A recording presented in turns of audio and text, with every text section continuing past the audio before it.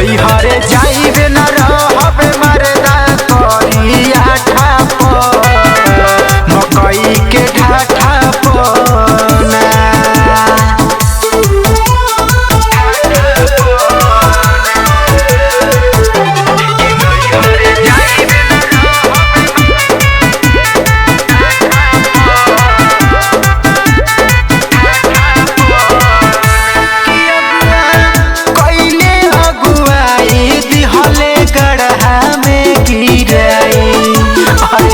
सुना हो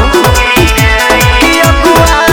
कइले अगुआई दिहले गढ़ा में गिराई कि पापा कइले होलो भाई 10 काठा पो मकई के ढाठा पना कि नैहर जाइबे न रहबे मरदा करिया ठाप मकई के ढाठा पना।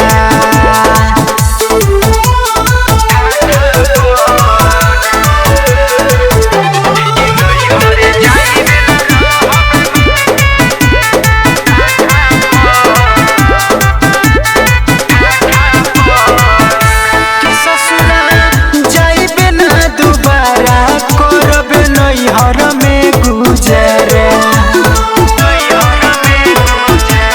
ससुरा जाइबे ना दोबारा करबे नैहर में गुजरे कि राजेश शेष यारवा गोबरू जवानी पाठा पो मकई के ढाठा